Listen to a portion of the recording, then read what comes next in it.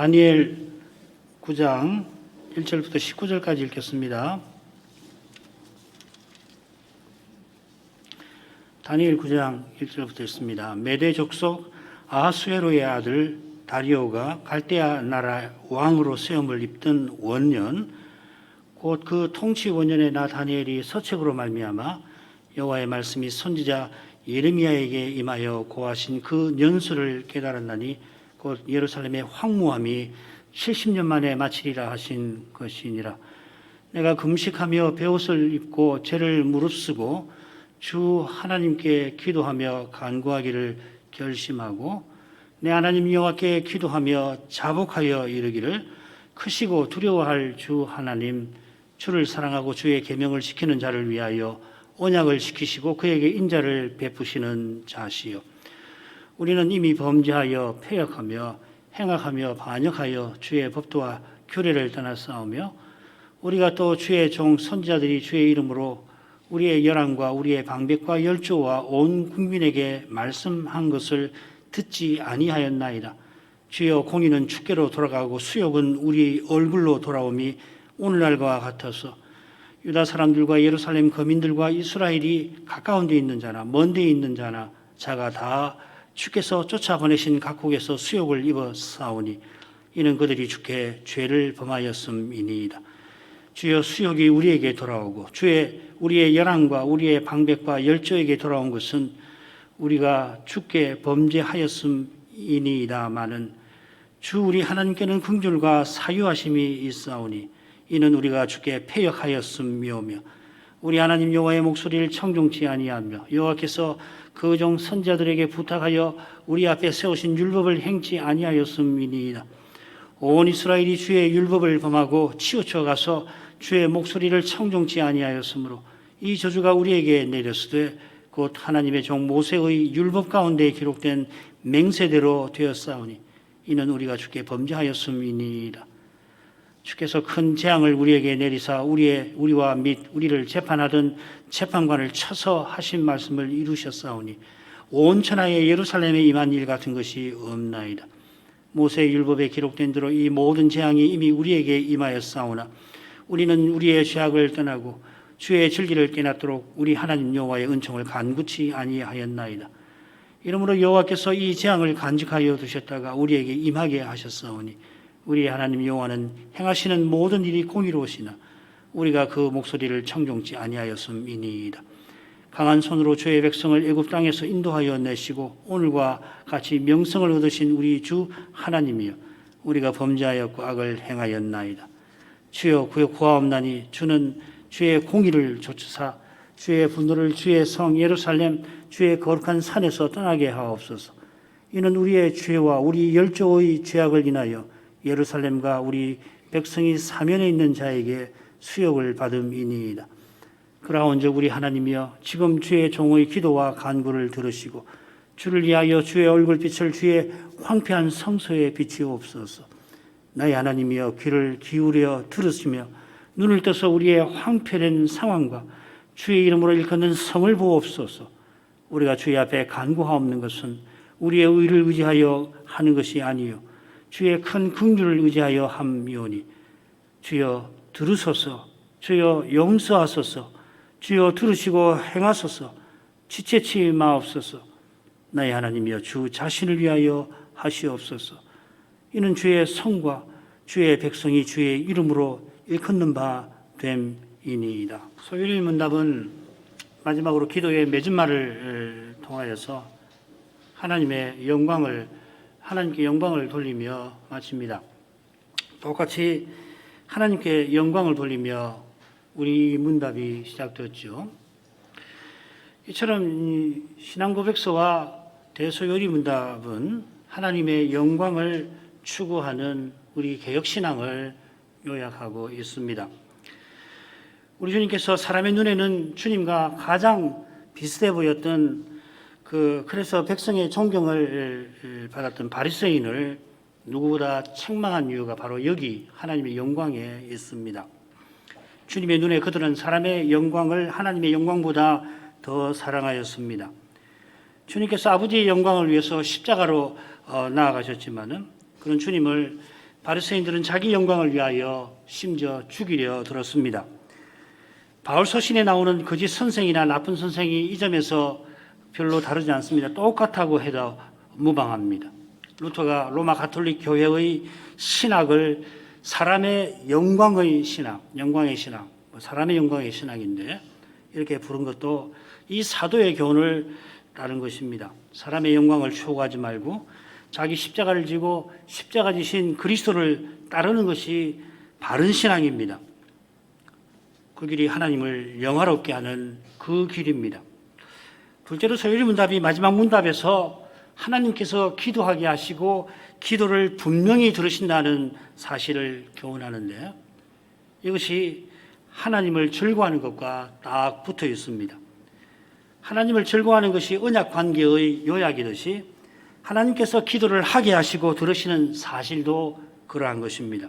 대소요리 문답 줄거리 자체가 하나님께 대하여 믿을 것과 우리에게 요구하시는 그 사실, 곧 언약 관계로 이루어져 있습니다. 이 언약 관계가 성경이 가장 중요하게 가르치는 것입니다. 하나님께서 기도하게 하시려고 먼저 말씀하셨습니다. 이것이 바로 계시입니다. 자기 계시입니다. 이 계시에 대답하는 것이 사람의 의무입니다.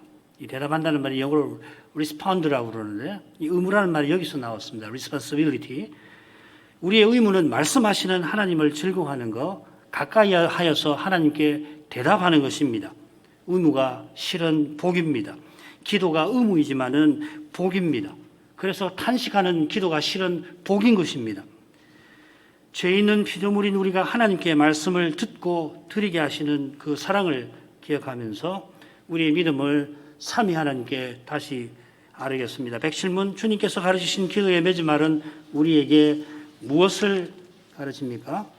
대개 나라와 권세와 영광이 아버지께 영원히 있사옵나이다. 아멘이라는 주님께서 가르치신 기도의 매주말은 우리로 하여금 기도할 담력을 오직 하나님께로부터 얻고 나라와 권세와 영광을 하나님께 돌림으로써 기도할 때에 하나님을 찬송할 것을 가르칩니다.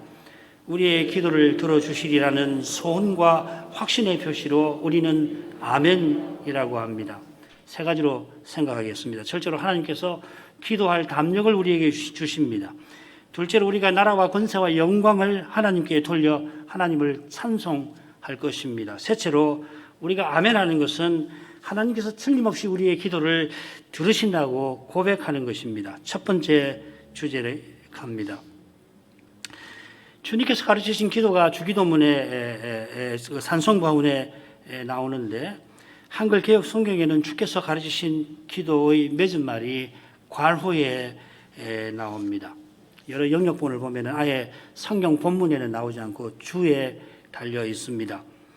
고대 사본에 이 맺은말이 없어서 그런 것입니다. 아마 후대 교회가 이 맺은말을 넣어서 주께서 가르치신 기도를 사용했을 것으로 짐작됩니다. 우리가 성경의 기도, 시편, 주일 오전에도 그렇고 모후에도 그렇고 이 시편으로 그대로 사용해서 기도하기도 하지만은 보통은 하나님의 말씀을 깨달아서 기도하는 것이니까 이처럼 혹 성경에 나오지 않더라도 맺은말을 담아서 얼마든지 기도할 수 있을 겁니다. 후대 사본이 성경 본문에 넣을 만큼 이 맺은말은 주께서 가르치신 기도에 손색 없는 것입니다. 맺은말 처음에 나오는 그 대개라고 하는 말, 우리말로는 일의 큰 원칙으로 말하건대 뭐 이렇게 뜻을 풉니다마는 흔히는 이는 함이라는 뜻입니다. 나라와 권세와 영광이 아버지께 영원히 있어서 돌아가야 하므로 앞선 6강구를 우리가 드린다 하는 것입니다. 이렇게 새겨도 좋은데 이 번역된 말을 아람어나 히브리어로 바꾸면은 이건 실로라고 풀을 수 있습니다. 실로 나라와 권세와 영광이 아버지께 영원히 있습니다. 이렇게 새겨도 좋을 것 같습니다. 첫째로 우리는 이 맺은말에서 기도할 담력을 오직 하나님께로부터 얻습니다.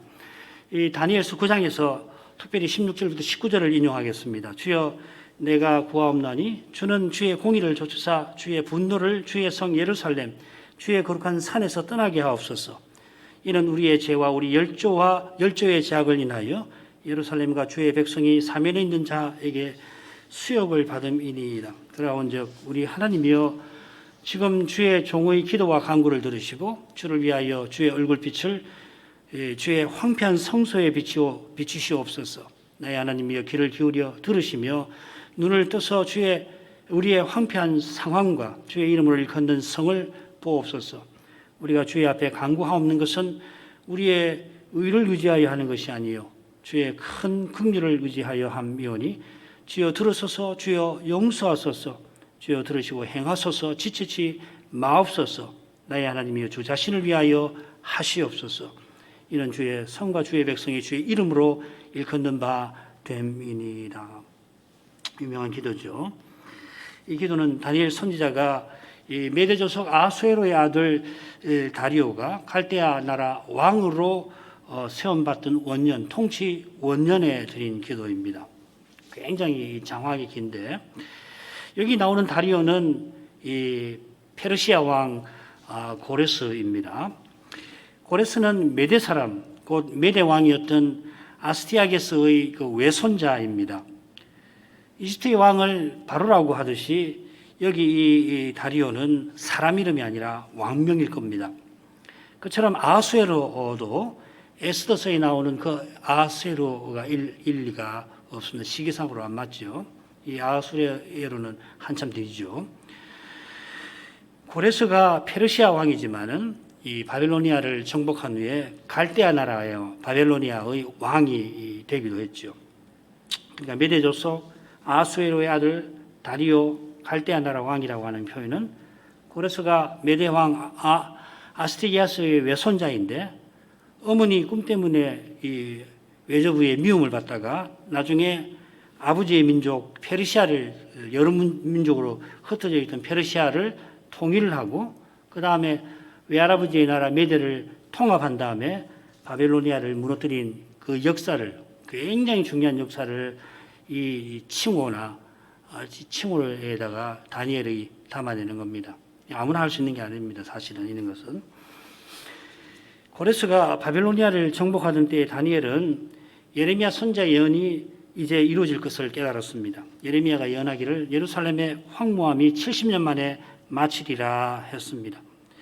다니엘이 포로 잡혀간 다음 해에 예레미야가 이 예언을 한 것으로 성경에 나옵니다. 여호야김 4년입니다. 그러니까 여호야김 3년에 다니엘이 포로 잡혀갔는데 우리가 쓰는 그 연대로는 같은 해입니다. 사실은 같은 해인데 여호야김 3년, 4년 이렇게 되는 겁니다.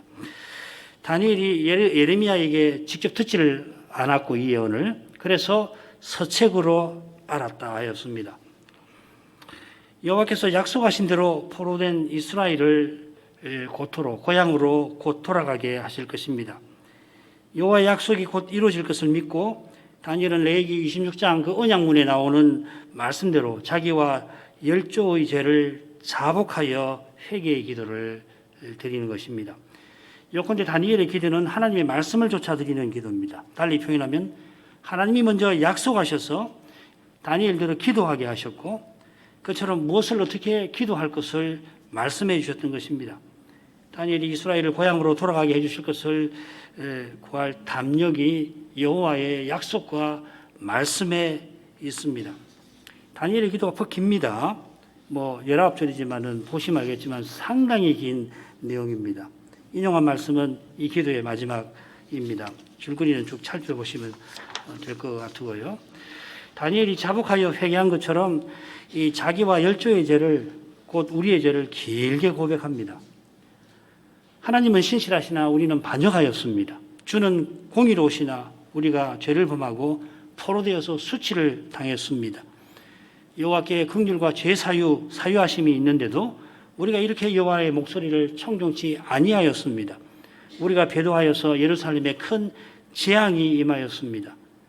그처럼 하나님이 이집트에서 구속하셨고 이제도 열국을 통치하고 계시는데도 우리는 범죄하고 악을 행하였습니다. 이렇게 길게 여러 가지로 하여튼 죄에 대해서 생각할 수 있는 모든 측면으로 죄를 고백하고 있습니다. 하나님의 신실하심, 공의, 하나님의 구속 은혜, 하나님께서 하신 일, 이런 걸 다 놓고서 이 죄를 고백하는 것입니다. 이제 다니엘은 하나님의 공의에 호소하며 구원해 주실 것을 간구합니다. 하나님이 공의로 배도한 이스라엘을 심판하셨지만은 이스라엘이 무너뜨린 그 언약을 친히 이루셔서 이것도 공의죠, 그죠? 구원해 주실 것을 바라봅니다. 장차 메시아에게 진노를 쏟으셔서 죄범한 인생을 의롭다 하실 때에 하나님께서 의로우시듯이 이제도 하나님이 친히 언약을 이루어 주시기를, 그래서 공의를 쫓아 구원해 주시기를 구하는 것입니다. 그처럼 하나님과 하나님의 긍휼과 하나님의 영광에 호소하며 선자는 이스라엘을 회복시켜 달라고 구합니다. 그게 17절부터 19절 말씀입니다. 여기 보면 주를 위하여 주의 이름으로 일컫는 성, 주의 큰 긍휼, 주 자신을 위하여 주의 성과 주의 백성이 주의 이름으로 일컫는 바, 이런 표현들을 통해서 회복을 구합니다. 자신과 열조는 결코 구원받지 못할 죄인이지만은 이런 인생을 긍휼히 여기신 그 사랑과 주의 백성으로 삼으시고 그들과 함께 하리라 하신 그 약속에 의지하여서 선자가 이처럼 담대하게 기도하는 것입니다.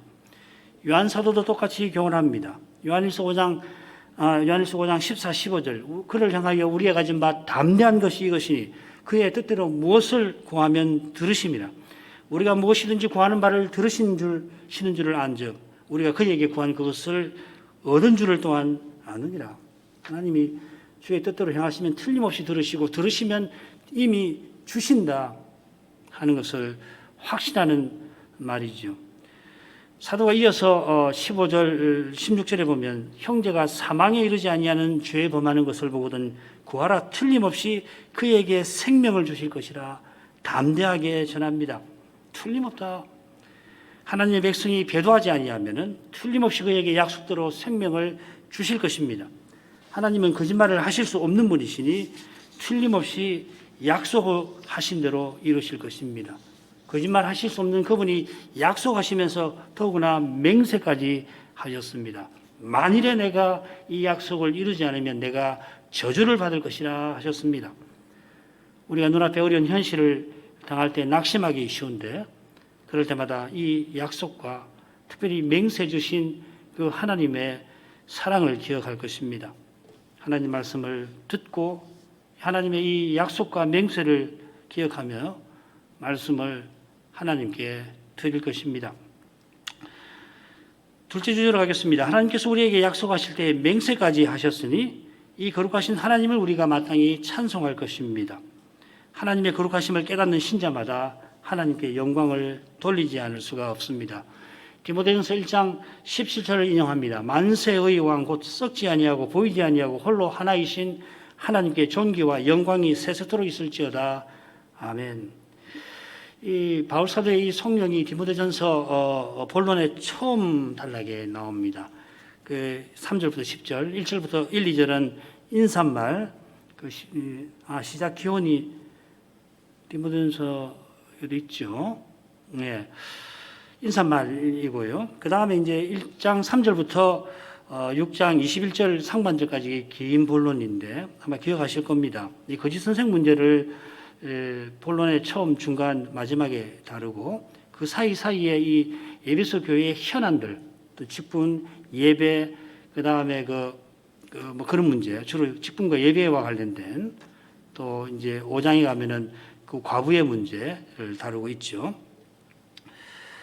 교회의 현안들이 거짓 선생의 문제를 푸는 해결책이기도 합니다. 인용한 성경은 거짓 선생의 문제를 처음 다루는 단락에 나옵니다. 그런데 이 거짓 선생의 문제, 탐욕을 그 6장에서 다루는데 거기도 비슷한 성경이 나와요. 읽겠습니다. 디모데전서 6장 15, 16절 기약이 이르면 하나님이 그의 나타나심을 보이시리니 하나님은 복되시고 홀로 한 분이신 능하신 자시며 만왕의 왕이시며 만주의 주시요 오직 그에게만 죽지 아니함이 있고 가까이 가지 못할 빛에 거하시고 아무 사람도 보지 못하였고 또 볼 수 없는 자시니 그에게 존귀와 영원한 능력을 돌릴지어다. 아멘. 지금 에베소 교회에 거짓 선생들이 나타나서 교회를 어지럽힙니다. 이 교회에 그런데 보낼 수 있는 사람이 디모데밖에 없는데 연소한 디모데를 보냅니다. 그 연소한 디모데 이야기가 나오죠. 네가 연소하나.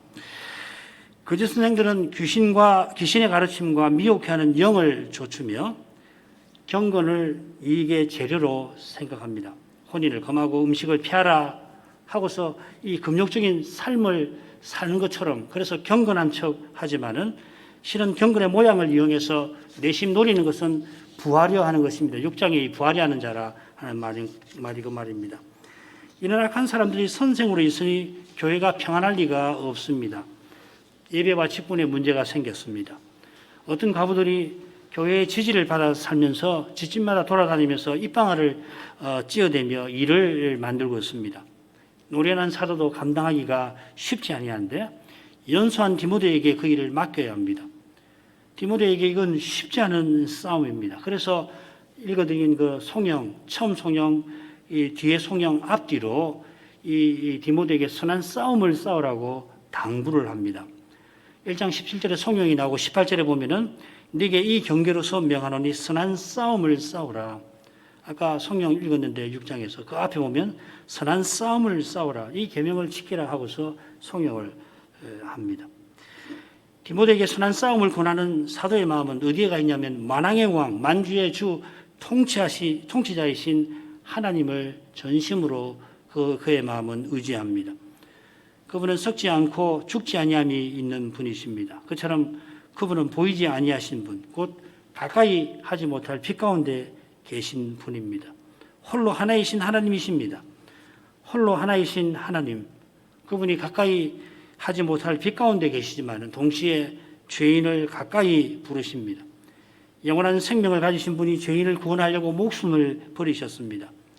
그처럼 누구보다 그리스도를 대적하던 이 바울을 주님의 사도로 삼으셨습니다. 성령 앞에 바로 그 내용이 나옵니다. 사람의 눈에는 에베소의 현실이 연소한 디모데에게 버겁게 보입니다만은 디모데가 이 만왕의 왕을 겸손히 의지하면은 그분이 친히 그의 싸움을 승리로 이끄실 것입니다. 그처럼 가까이 하지 못할 빛 가운데 계신 그분이 죄인을 가까이 부르신 이 거룩하신 뜻, 이 구원의 경륜을 틀림없이 이루실 것입니다. 하나님이 자기 아들을 아끼지 않고 내어주신 그 뜻을 어찌 이루지 아니하시겠습니까? 아버지께서 아들을 주신 뜻이 교회가 그리스도 안에서 하나의 새로운 사람으로 서나가는 거기에 있습니다. 그 뜻이 이루어지고 있어서 이날도 이처럼 흘러가고 있습니다. 이 세상이 이만큼 유지되고 있습니다. 곧 저녁은 오고 밤은 깊어서 다시 새날이 동토올 것입니다. 그만큼, 아니 그보다 더욱 그리스도께서 주님의 교회를 친히 세워나가실 것입니다. 사람의 눈에는 기독교가 곧 무너질 것 같고 세상에서 이 교회가 사라질 것 같아도 그런 세상에서도, 우리 눈에 그런 보이는 세상에서도 그리스도는 자기 교회를 틀림없이 견고히 서나가게 하실 것입니다. 베드로가 극심하여서 온 세상이 불법의 사람을 쫓아가는 그때에 그를 쫓아가지 않으면 살 길이 없어서 어쩔 수 없이 끌려가는 그때에 오직 그리스도를 고백하며 자기 십자가를 지고 십자가 지신 주님을 따라가는 이들이 분명히 있을 것입니다. 그들의 입에서 하나님의 나라와 권세와 영광을 기리는 찬송이 끊어지지 않게 하실 것입니다. 그 입을 불법의 사람과 그 세력이 그 입을 틀어 막는 일이 있더라도 하나님은 그들의 입에 찬송을 친히 두실 것입니다. 기도하게 하신 그분이 찬송하게 하실 것입니다. 사도가 세 번째 주제로 갑니다. 디모데전서 앞뒤에 나오는 성령을 아멘으로 마칩니다. 디모데가 겸손히 주를 의지하면 에베소 교회의 힘든 현실에도 틀림없이 주의 나라와 권세와 영광이 드러날 것이라 사도는 확신한 것입니다.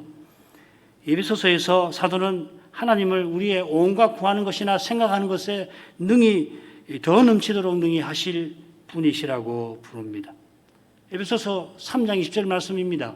앞에서 기도를 드렸습니다. 그 기도는 세 가지를 구합니다. 첫째로 성신으로 속사람을 강건하게 하셔서 그리스도를 모시는 것, 둘째로 그리스도의 사랑을 알게 하시기를 구합니다. 셋째로 하나님의 모든 충만으로 교회가 충만하게 되기를 구합니다. 우리가 에베소서에서 배웠습니다만 이것은 교회가 성신 충만해서 그리스도를 드러내고 사랑으로 교제해서 삼위의 영광을 나타내기를 구하는 기도인 것입니다. 사도는 자기가 구하는 그것을 하나님이 틀림없이 이루실 것을 믿습니다. 하나님이 이루시되 우리 가운데서 역사하시는 능력으로 이루신다 하였습니다. 이 역사하시는 능력이 얼마나 큰지를 알게 해달라고 서신 처음에 기도하고 있죠. 1장에도 기도가 나오는데 마지막 기도 내용이 바로 그것이죠. 하나님의 능력이 그리스도 안에서 역사하여서 십자가에 달린 그리스도를, 십자가에 달린 것 자체가 능력이지만은 그 그리스도를 다시 살리시고 하늘에 올리시고 아버지 우편에 앉혀서 만물을 통치하게 하십니다. 그리스도께서 교회의 머리로서 통치하고 계십니다. 그리스도 안에서 역사한 이 능력이 이제 우리 가운데 역사합니다. 이걸 알게 해달라고 사도가 1장에서 구하지 않아요. 하나님 능력이 얼마나 큰가. 그리스도의 십자가와 부활을 이룬 그 능력, 그 하나님의 능력이 우리 가운데서 역사하여서 그리스도의 몸이 세워지는 것입니다. 사람의 눈에는 기독교가 다 무너질 것 같아도 사람의 눈에 잘 띄지 않는 그곳에 그리스도의 몸이 존재한다면 거기 하나님의 능력이 역사하고 있는 것입니다. 죽은 자를 살리시는 그 능력이 없는 것을 있는 것 같이 불러내십니다. 돌덩이로 아브라함의 자손을 만드듯이 죄와 허물로 죽은 인생을 살려서 새로운 창조물로 만드시는 것입니다. 사람에게서 나올 수 없는 것이 그것이 우리에게 나오게 하십니다. 그게 바로 그리스도의 인격이요 사랑인 것입니다. 그처럼 그리스도의 영광이 우리의 온갖 구하는 것이나 생각하는 바로 그것이겠습니다. 이 영광을 위해서 성신께서 우리 안에 영원히 내주하시니까 우리가 이 성신 안에서 구하는 것이나 생각하는 것은 무엇이든지 그리스도의 영광이어야 하는 것입니다. 달리 우리가 구하는 것이나 생각하는 것이 있다면 그것은 성신 안에서 구하는 것이나 생각하는 것이 아닐 것입니다. 구하지 않아야 할 것을 구하는 것이고 생각하지 말아야 할 것을 생각하는 것일 것입니다. 이런 것은 이루어지지 않고 이루어져서도 안 됩니다. 그처럼 우리가 지금 여기서 구한 것은 영원한 것이어야 할 것입니다. 사라질 것을 구하면 얼마나 어리석습니까? 없어질 것을 생각하고 있으면 그 생각은 얼마나 허망한 것입니까? 썩어져 버릴 금, 돈을 생각하고 그것을 신자가 생명을 쏟아서 구한다면 얼마나 성신을 근심하시게 하는 일입니까? 우리가 구할 것은 영원히 썩지 아니하는 것입니다. 육신의 부활이고 부활의 몸입니다. 부활의 몸이 영광스러운데 그 이유가 바로 그리스도의 영광에 있습니다. 그리스도를 드러내는 몸이어서 영광스럽습니다. 우리가 그리스도의 몸답게 서나가기를 구하고 어떻게 그리스도의 몸답게 살 것인지를 우리가 날마다 생각해야 오는 것입니다. 우리가 성신 안에서 그리스도의 영광을 구하고 생각할지라도 하나님께서는 우리 구하는 것이나 생각하는 것에 더 넘치도록 능히 그리스도의 영광을 이루어 내십니다. 우리가 장차 그리스도의 영광을 드러낼 것을 온전히 드러낼 것을 생각할 때 지금 우리가 그리스도 드러내는 것은 얼마나 보잘것없는지 모릅니다. 지금 그리스도 드러내는 그 자체가 실은 하나님의 기적입니다.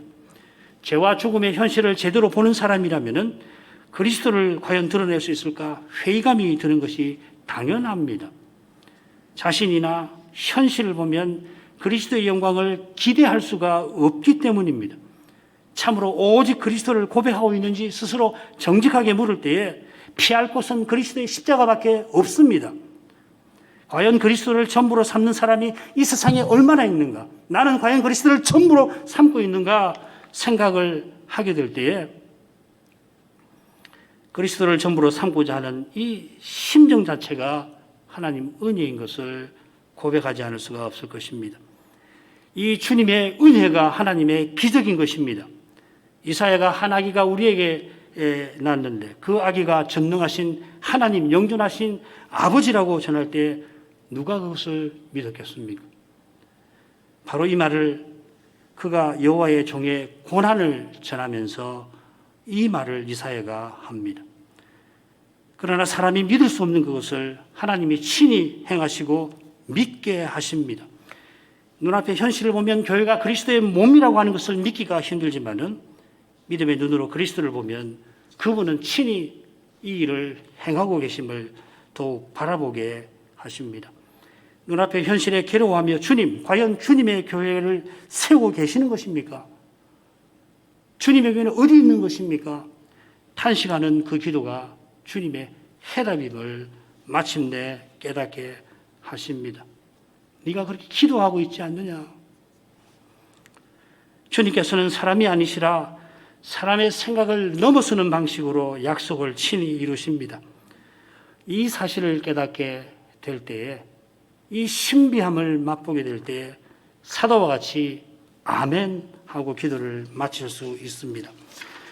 에베소 교회의 문제와 현실이 연소한 디모데만 아니라 노련하다고 할 수 있는 사도도 스스로 제대로 감당할 수 없습니다만은 주님은 이처럼 힘없는 인생을 쓰셔서 친히 자기 영광을 드러내십니다. 아무도 사람을 자랑치 못하게 하시는 것입니다. 주님의 거룩하신 영광을 예배에서 전하고 받는 복음 강설에서 배우는 교회와 신자는 주님이 기도를 들으신다는 것을 확신하게 될 것입니다. 하나님께서 기도하게 하셨는데 왜 기도를 듣지 않으시겠습니까? 그럴 리가 없습니다. 기도하실 때 의심이 될 때마다 이것을 기억하시기 바랍니다. 하나님은 틀림없이 들으신다. 하나님은 듣기 위해서 기도하게 하셨다.